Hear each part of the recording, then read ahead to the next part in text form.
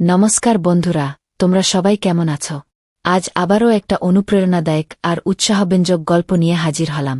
এই গল্পটা ভীষণ রোমাঞ্চকর আর উদ্দীপনাময়। শেষ পর্যন্ত অবশ্যই শুনো, মজা পাবে।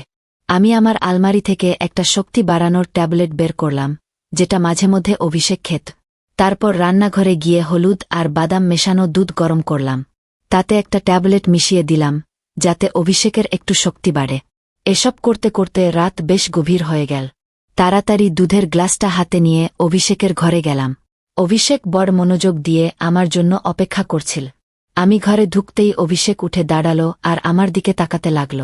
যখন ও কিছু বল না, আমি জিজ্ঞেস করলাম, এভাবে কি দেখছ? বলো, আমাকে কেমন লাগছে? অভিষেক একটু ইতস্তত করে বলল, মাসি, মন তো চাইছে এখনই তোমাকে গিলে ফেলি। আমি হেসে উঠে ওকে দুধের গ্লাসটা ধরিয়ে দিয়ে বললাম, আমাকে খাওয়ার কোনো দরকার নেই, তুমি শুধু এটা খেয়ে নাও। অভিষেক তাড়াতাড়ি গ্লাসটা নিয়ে এক নিঃশ্বাসে দুধটা খেয়ে ফেল। দুধ খাওয়ার পর আমি বললাম, বন্ধুরা চলো, এবার গল্পটা শুরু থেকে শোনাই।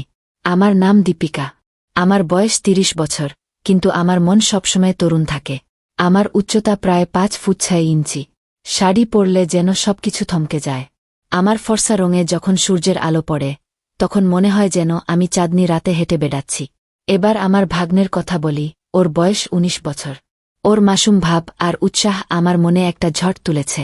ও যখন আমার দিকে তাকায়, ওর চোখে একটা আলাদা ঝিলিক থাকে, যেন কোনো সুন্দর স্বপ্ন দেখছে। মাঝে মধ্যে ও বলে, মাসি, তুমি আজ সত্যিই খুব সুন্দর লাগছ। এজন্য আমার স্বামী মাঝে মধ্যে দিনের বেলাতেই আমার পুজো করে ফেলেন। আমরা শহরে থাকি, কারণ আমার স্বামীর সরকারি চাকরি। আমার একটা ৭ বছরের মেয়েও আছে, তাই দুধের থলিগুলোও বেশ বড়। আমি আমার স্বামীর আশীর্বাদ মনে করে প্রতিদিন নিতাম। আমাদের বিয়ে হয়েছে ১০ বছর, কিন্তু আমার স্বামী এখনও আমাকে খুব ভালোবাসেন। তবে সাধারণত ওর রং কালোই, কিন্তু আমি খুব পরিষ্কার পরিচ্ছন্ন থাকি। মাঝে মধ্যে একটু মেকআপও করে নিই। গত মাসে এমন কিছু ঘটল, যার কথা আমরা কল্পনাও করিনি। সন্ধ্যায় আমার স্বামী সাহিল বাড়ি ফিরছিলেন। তিনি এক বন্ধুর জন্মদিনের পার্টিতে গিয়েছিলেন।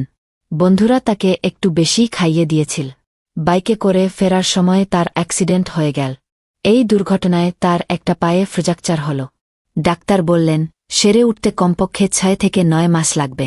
এটা শুনে আমার মন ভেঙে গেল। সাহিলের ব্যথা শারীরিক হলেও আমার মনে গভীর চিন্তার ঢেউ উঠল। হাসপাতালে তাকে দেখে তার চোখে ব্যথার ছায়া দেখলাম। আমি তৎক্ষণাৎ তার কাছে গিয়ে তার হাত ধরলাম। এই কারণে আমার দিদি আর আমার ভাগ্নে অভিষেক তাকে সামলাতে এল।